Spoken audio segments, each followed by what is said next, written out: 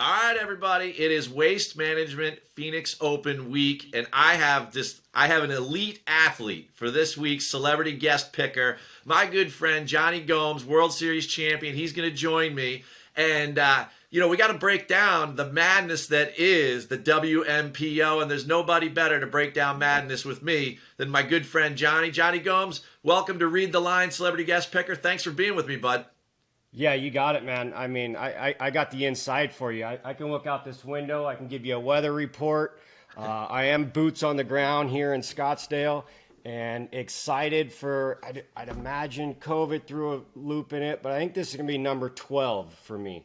Back when, even before the name change. What was it before? Jeez, I can't remember. It's so long ago. Yeah, You know? yeah, whatever, but it's awesome. So your boots on the ground, you're getting psyched up for the week. You're going to be there, Friday, Saturday, checking out the scene? I'll be there Friday, Saturday. Wife and the kids, the young kids are actually going today. I think Ford sponsored it, which is pretty cool. Monday and Tuesday is free admission. So they're going to okay. go. Yeah, they're going to go pound the concrete out there today, practice round. Maybe she'll come back with a scouting report. We'll see. All right, so you've been to a dozen of these things, right? We have to come up with a model for the week of who we think's going to play well, who's going to contend, who's going to get the job done this week at the WMPO. So in seeing all of these, you've obviously competed at a very high level. What do you look for in a player that's going to do well at Waste Management? You've had to have watched Happy Gilmore at least 5 times, for your practice to get into this. You got to put your guard down. You got to be excited for the 16th instead of nervous for the 16th. Okay. And actually, like 17 is almost stadium seating now. 18 is almost pretty much. So the last three holes is almost. I mean, the last 3 holes you'll be playing in front of 100,000 people just at those holes. The locals, actually, believe it or not, the local golfers, we do have a bunch out here. I don't think they play that well because everyone wants tickets and everyone's doing this and you got to wave and you got a herd of people following you. So there's a lot on the line that has nothing to do with golf at this event, which is so fun. Well, one of the reasons I wanted to talk to you this week is because the 16th hole is more like your world in professional baseball being in a stadium than it is in my world in golf, right? And I'm wondering if this is one of those weeks where we're going to throw some stats out the window and we really got to look at who can perform in the arena. Yes. Right? So let's go back. Let's talk World Series. Yes, there we go. In the arena. Teddy Roosevelt, man in the arena, right? 2013 Game 4 World Series, you hit a 387-foot bomb home run. But when you step up and you're in that limelight, right? What do you have to do mentally to prepare for that? And what can we look for in these golfers this week for a similar type of situation?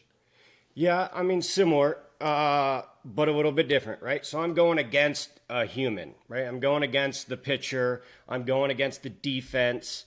I'm going against their scouting report when I have a scouting report.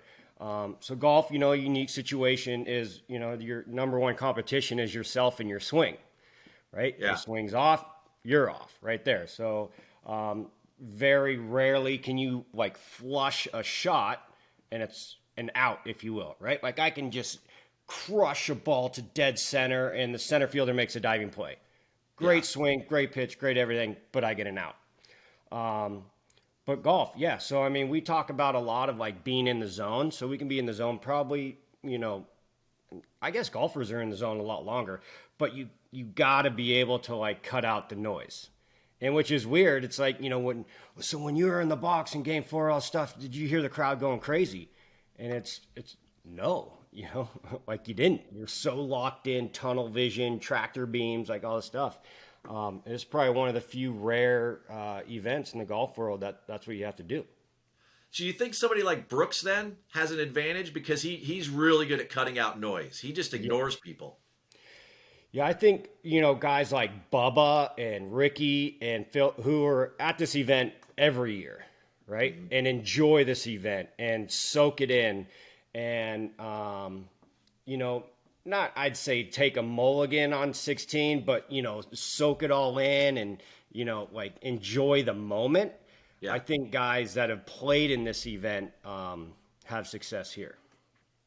All right, so you've started dropping some names, right? When you start to look at the chalk at the top of the leaderboard, who do you? I mean, Rahm's there. He went to Yep. ASU. I mean, Yep. is he the guy? Is he finally going to pull through there? So see the ASU. So there's the local, right? Oh, I okay. can't go with the local, right? Because I mean, when you're playing in your hometown, I mean, for instance, the first game back, I'm from Northern California, so I used to go to the A's games all the time. My first game back, I left 707 tickets.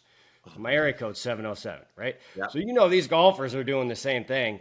And, can I get on this 16? Can I get in greenskeeper? Can I get on the 18? And then you leave all these tickets and you find out none of them are following you because they're all drunk and hanging out and they're up at Bottle Blonde. And you're like, I left you these tickets. Where'd you go? Where do I park? It's a lot to handle. So the two guys that I'm looking at are both 5,000 plus 5,000. And like I said, it's Bubba and Rickie. All right, so Rick, let's talk Ricky first. Why does he make his comeback here? Because he's so comfortable there? I think he is comfortable here. I saw yesterday on the 16th in the practice, they're chanting Big D Rick, D. And I was like, if that doesn't fire you up getting going and the whole crowd's chanting that, like they're wanting something out of you. I mean, his form's coming back into shape. And then Bubba, just over in Saudi last week, he came in second, eagle on the last hole, and he gets beat by a miracle shot by HV3. So, I mean, Bubba's played well there before. You and I have seen him there personally up there in the skybox. Yeah. You think that's his element too, huh? Yeah, I do. I mean, the Oakley guys, right?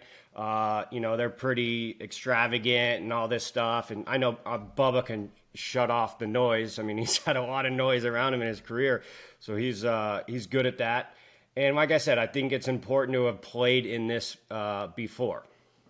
And I've watched Billy Madison, Happy Gilmore. Yeah. So, all right, you start talking about the 16th. We spend a lot of time focused on that, right? Yep. You think this week is open to a hole-in-one on 16? Let's talk about a quick prop here for a second. Would you bet a hole-in-one on 16 this week? I would. Let's see. 12 years. I've missed a couple, but I think I've seen two. Okay. And I've seen, believe it or not, a lot more bad shots than within 5 feet. Believe it or not. All right. Well, the crowd gets to you there. That's for sure. It does. But I mean, it's legendary. It's legendary when that goes in. Everyone throws their beers and their hats and everything. It's like the hat trick in hockey. Yeah. I mean, it goes crazy. But yes, I would take that prop for sure. So we're talking 135 on Friday. If I put 10 on each golfer, so that's 1,350 invested. Not sure what the prop pays. I'd imagine it's 35, probably plus 3,500. Yeah. So Yeah. I'm in the green. I just need one. Yeah, I think I'm going to invest in that one because I know you'll be there live, and then when it goes in, I can just text you and tell you, "Hey, we're winning. We're winning." Oh, I'm rubbing it in with the live FaceTime for sure. Yep. I can't wait. I can't wait till we hook up. All right, one last thing. Yeah. Talk to me about the weather. Everyone's talking it's baked out there. You live out there. Has it been real dry? What do we expect from a scoring perspective? Is it going to be tough? So real dry. I got no wind. We haven't seen a cloud in about 4 months. Blue skies, Yep. always. So the ground's well, it's interesting. It's going to be, depending on how they do the water, right? So normally out here it's real dry and fast. Yeah. The ball's definitely going to fly. So we'll see how it rolls. And hopefully wife comes back with that scouting report today at the practice round. But the ball's going to fly. And if it rolls, there's a potential for some low scores. A lot of low scores. All right. Well, then we're going to be looking at those guys that are birdie or better all the time. That's for sure. Our super scorers. And it's not a tough course. Straight shot. Well, you remember last year Jordan had 61 on Saturday. So, I mean, it can be done. And he's not even that long. So it can be There's done. quite a few things in sports that I'll never have, and that's probably one. is shoot a 61. I'll never have that feeling. Well, you know what?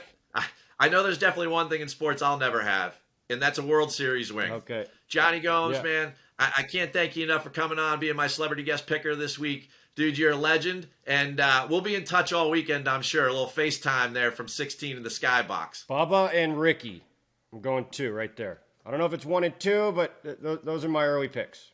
All right, folks, you heard it here. Read the line. You know what I always say. Subscribe, read, and win. Yep. Thanks for joining us.